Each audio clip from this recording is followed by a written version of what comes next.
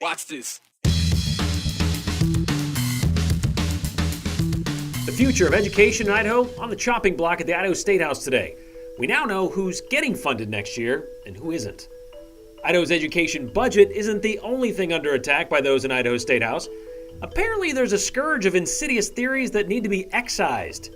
And that's a lot of horror movie references. It's called the Niagara Falls of the West, but ours is a lot bigger and more impressive than that other eastern waterfall. Either way, we're taking you to the Magic Valley to see this Idaho gem for ourselves.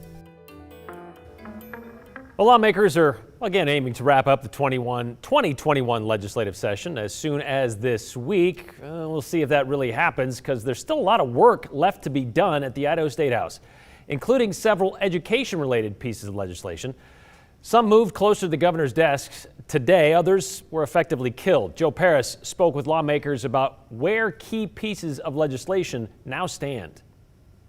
Lawmakers aim to wrap up the session. There were strong conversations about pieces of education legislation. A short time ago, a federal early childhood education grant passed the Senate by just one vote. The grant would invest money into local communities for early education initiatives. The grant has been a major talker in recent days. Some lawmakers believe it will be used to promote social justice curriculum from national organizations for young children. The curriculum is all done by local control and by the families involved, the families, the businesses, the communities, the parents, and the child care providers. It's all done locally. Boise Senator Democrat Janie Ward Engelking says that the notion that the grant would fund social justice classes for young learners is simply untrue. She says she was surprised that the vote was so close. There's no reason to have this boogeyman out there that's not even viable. You know, when you look at it and think about a 2-year-old indoctrinating a 2-year-old and something like that, that's just crazy. With the grant passing by one vote, there is belief it will see significant challenges passing the Idaho House. House Speaker Scott Bedke says he expects a similar debate in the House that the Senate saw. I just heard here a few minutes ago that it did narrowly pass the Senate, and I expect it to be, if it passes in the House, it'll be by a similarly small margin. I just feel sick that we're once again not addressing the needs of our children and because of political reasons, and that should never be. Children should come first. Senator Ward Engelking says another major disappointment this week is seeing the funding bill for optional full-day kindergarten being effectively killed for the year. She says the legislation is being held at the committee level over a disagreement on how federal money that would power the plan is being used. You know, we've worked on this for 8 years, and this was a time where everything lined up perfectly and we had a pathway forward and we had enough people on board to get it done. And so disappointing. Earlier in the session, there was major support for the bill and infusing federal aid money into a plan to fund full-day optional kindergarten. Speaker Bedke says once lawmakers understood more recently that the federal money could actually go towards other education and literacy programs at the local level, there was a shift in how lawmakers believe it would be best used. The good news is that there's nearly $750 million coming to all of the school districts in Idaho, and with very few strings attached when it comes to literacy. And so literacy in one district may look like all-day kindergarten, and in another it may look like something else. Passing the state higher education budget is also a major task lawmakers have to accomplish. The House killed a budget last week because of concerns that too much taxpayer money would be funding social justice programs. Bedke says lawmakers want to ensure that higher education funding is sticking to the fundamental cores of what colleges and universities need to accomplish. The core mission is to turn out graduates that are prepared to enter the workforce, and I think so the farther we get away from that, the more problems we'll have. Some lawmakers feel the budget appropriation process is simply going too far. There's so many things out there that they're worried about, and the reality is we're an appropriation. JFAC is an appropriation committee. We do not set policy. That's outside our lanes. We are to set budgets based on the needs of in this case, the universities. All right, Joe, so this was the goal, was they were going to come in after taking 2 weeks off because of COVID. They were going to come back in run through 2 quick weeks and get on out of here and close up the 2021 session. How's that looking right now? That's not going to happen, Brian. Every lawmaker I've spoken with today tells me that finishing by Friday is simply impossible. There is too much work to get done, specifically with those budgets that JFAC needs to pass out themselves, then get through the House and the Senate. There's also that waiting period that lawmakers will take as the governor is considering to either sign bills or veto them. They wouldn't want to sine die and then have the governor veto a bill, and then they're not in session to overturn a possible veto. So I'm told by leaders at the State House that the earliest they would be done is possibly the end of next week, but that likely will not be the case either. So it may go even further than that. So coming back for maybe possibly a full month. Wow. All right. We'll see how that plays out. Thank you, Joe. All right. So sticking with education and why House Speaker Bedke may want to rethink that whole literacy without strings attached thing. Based on the latest data from the National Education Association dating back to last July, Idaho is dead last in spending per pupil. Number 51 at $6,747 per student, the lowest of all 50 states and the District of Columbia. The national average, nearly $13,000 per student. So what's our return on investment, or lack thereof, maybe? Well, according to the Annie E. Casey Foundation, which measures childhood well-being, 36th in the nation. Well, we're up 3 spots from last year, though. That doesn't seem to be the biggest concern, however, when it comes to education in Idaho, according to our lieutenant governor. No, 37% of our 4th graders not being able to read at grade level is not the scourge of Idaho's education system. The scourge, according to Lieutenant Governor Janice McGeachin, is insidious indoctrination. So last week, she announced she is putting together a task force to examine indoctrination in Idaho education, to protect our young people from the scourge of critical race theory, socialism, communism, and Marxism, saying she has traveled around the state and spoken with constituents and parents. It has become clear to me that this is one of the most significant threats facing our society today. We must find where these insidious theories and philosophies are lurking and excise them from our education system. She went on to say other states like Florida, North Carolina, and Arkansas are taking action, so we should too. And we've heard these claims several times during this legislative session. Yet we've been shown no evidence of where or what school these insidious theories and philosophies are lurking or being taught. One of those saying such things, and one of the first to be asked to be on the task force, is Representative Priscilla Giddings, who said she appreciates the Lieutenant Governor taking the initiative against the flawed concept that white people are inherently racist and that our young people should be made to feel guilty for actions they have never committed and biases they have never displayed. Of course, we have lots of questions in addition to where such things in Idaho are being taught, like who else might be on this task force? How might they go about their task? And what issue this might be addressing?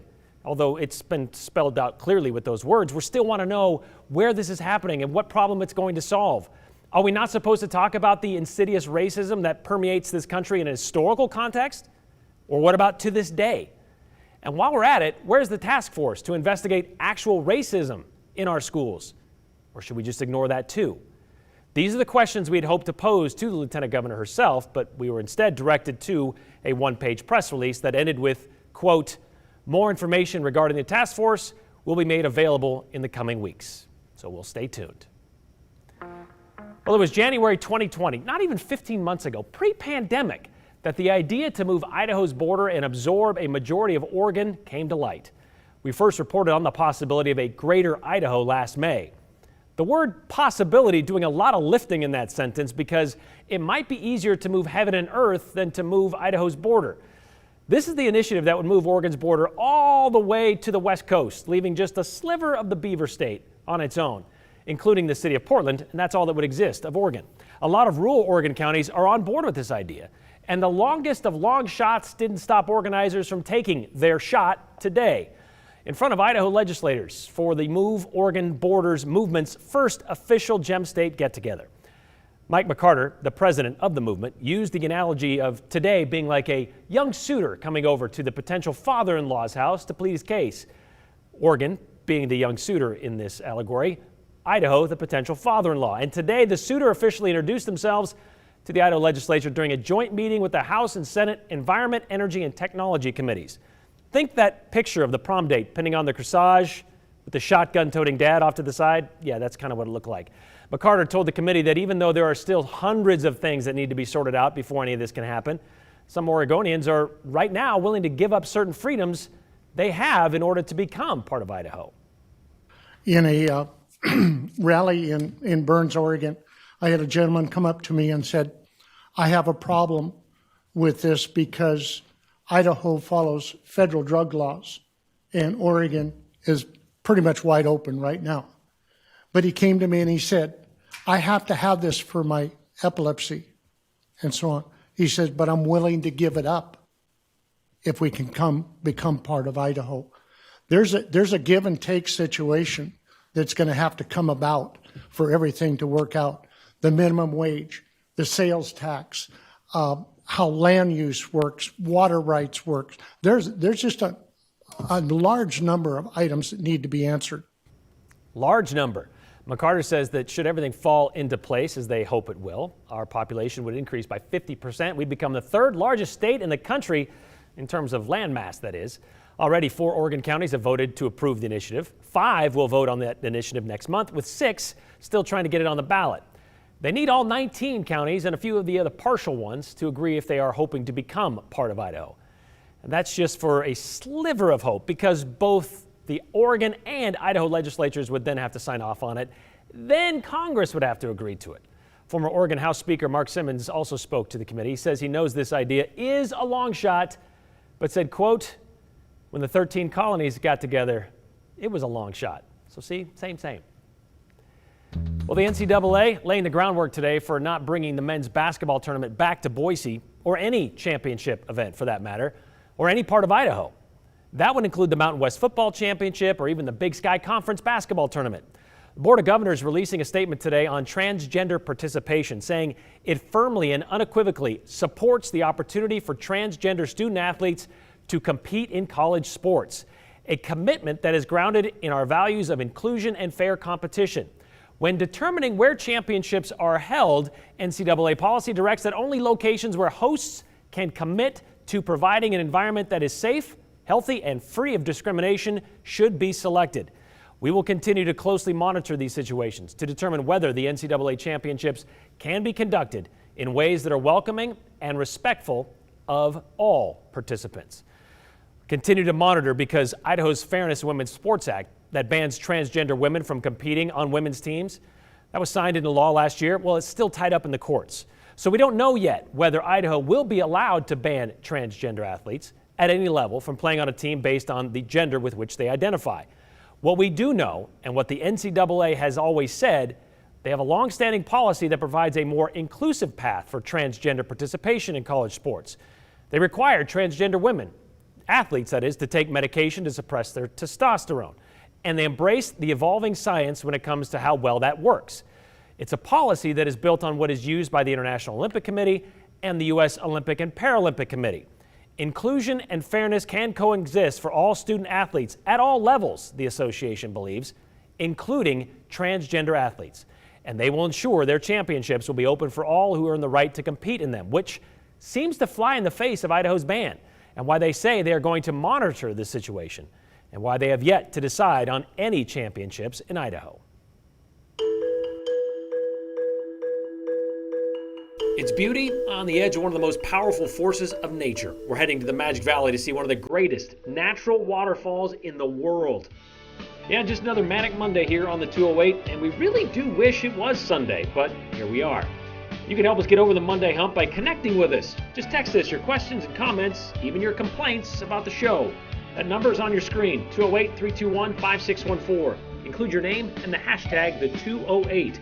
But stick around, because we're going to share some of your texts at the end of the show.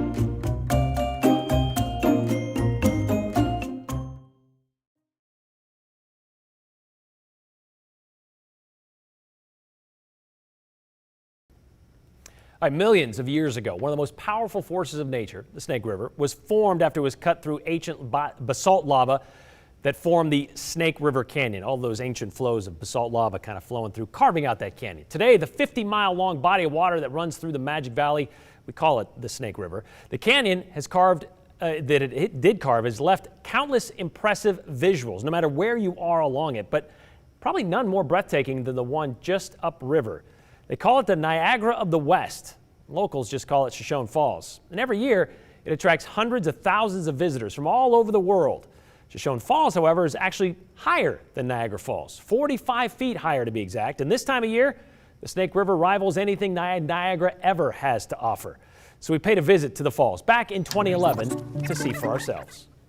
The spectacle of Shoshone Falls doesn't exactly sneak up on you. In fact, it pretty much hits you in the face. It's kind of fun, except once we're all getting wet like this. Getting wet is what you expect when you visit what a lot of people know as a different name. This is supposed to be the West Niagara, right? Niagara Falls of the West. The Niagara of the West or something like that. That's what they call it. But when they actually see it, they have another word for it. Very impressive. It's impressive. It's a pretty impressive sound. It is, very. Bob Miller's been visiting the falls since 1970, so he knows a thing or two about what it can do. The natural springs are along here. However, he always has the same thought on every visit. I think about the power. That power draws patrons and pets from all over the country, like Luis from Gooding. I haven't come back for quite a while. Bob from Santa Rosa, California. I've never seen Niagara Falls. And Vic from Rising Fawn, Georgia. We came here to see your falls to get away from the tornadoes. This natural little immersion starts way up in Yellowstone National Park, Up in the Tetons. drops 212 feet in Twin Falls, and travels hundreds of miles. On the way to Astoria, Oregon. Shoshone Falls is our tourist attraction. Dennis Boyer is in charge of the park that nearly 300,000 guests visit every year. The land was donated to the city by the Adams family in 1932. They started charging admission in 1980 and finished making million-dollar improvements to the park in 2008, all of which Dennis hopes may lead to another moniker modification. After all the improvements we made here, that Niagara Falls is going to be known as the Shoshone Falls of the East.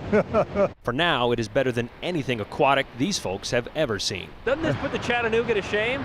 I don't know now. Come on. It really is amazing, what water can do. The most corrosive element on the planet, pulling people together. That scene. I wouldn't have missed this. I know water's not an element, it's just a figure of speech, so we'll just go with that. Now, that was a pretty good water year back in 2011, as you can see by that video. This year, probably not as good. We do not have a live shot, but we were going to show you a live shot of Shoshone Falls. But most of the West right now experiencing pretty extensive drought, and you can even tell by even just the Boise River, not as high as it usually is this time of year. So don't expect that kind of flow that we just saw back in 2011 to be happening this year. If you're still planning on going out to check out Shoshone Falls, which you still can, it's still a pretty impressive view, just not as powerful when it comes to the lack of water. Idaho Department of Water Resources says that at least 25% of Idaho is experiencing some level of drought. Wow, that's right now? Okay, yeah, that's a huge change. Ugh. We could see it fill up just a little bit more. Some of that snow melts out of the mountains, but you're seeing a lot of rock there that we normally do not see this time of year.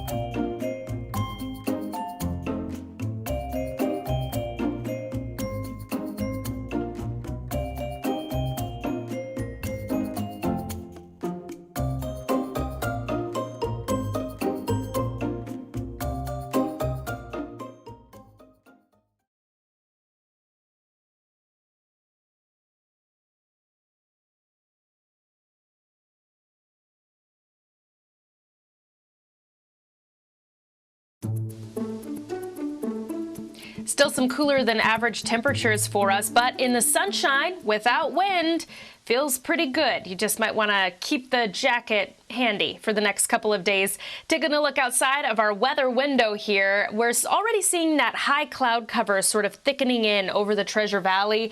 McCall with some bright sunshine. I'm thinking it's been a while since I've seen the Mile High Marina camera. I'm going to start having to be on sunshade watch there as we make our way through the spring season. Current temperatures across other regions, 56 in Caldwell, down through the Magic Valley, 51 degrees right now, 54 in Jerome. This is our weather story. Upper level low pressure center dives in. Not a lot of moisture that develops with it initially, but then as we get into Wednesday, it brings about some snow showers, eventually changing over to rain showers for south central Idaho, the Idaho-Nevada border.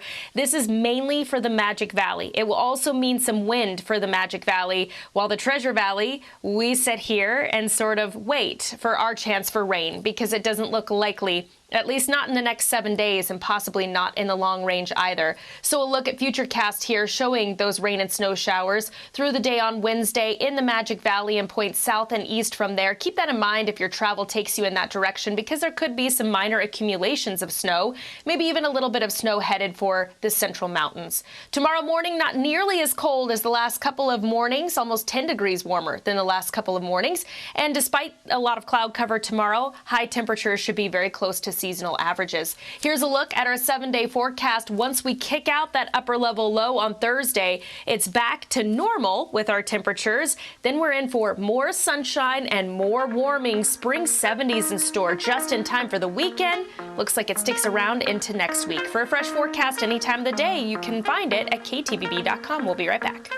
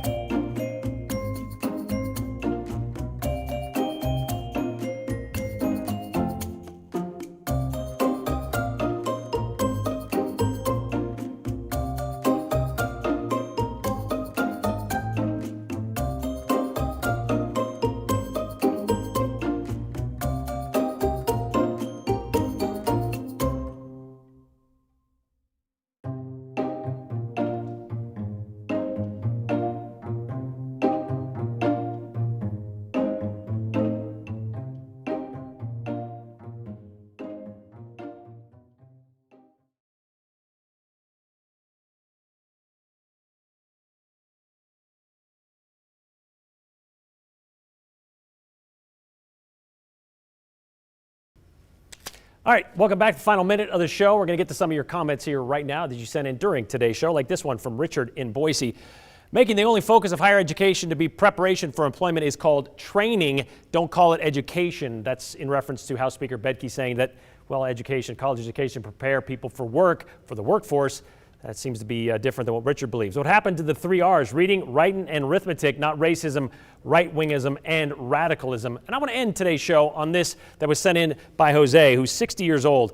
As an Hispanic man, I've been told I'm equal all my 60 years of life. There's no racism anymore and no such thing as white privilege. Unfortunately, yes, there is. I've experienced it. My children have. Now the Lieutenant Governor wants to use McCarthy tactics to shove it under the rug. Minorities don't want to be more equal than everyone else. We want an honest chance to be treated the same as everyone else. Have the same opportunities, to be thankful when the police pull up to protect them, not cringe in fear when we see the blue lights in our rear view mirror. That one, again, from Jose in Boise. So quite the experience there, different of experiences when it comes to how they see things from the State House to how everybody else kind of sees things in Idaho, around the state of Idaho. We'll see you tomorrow.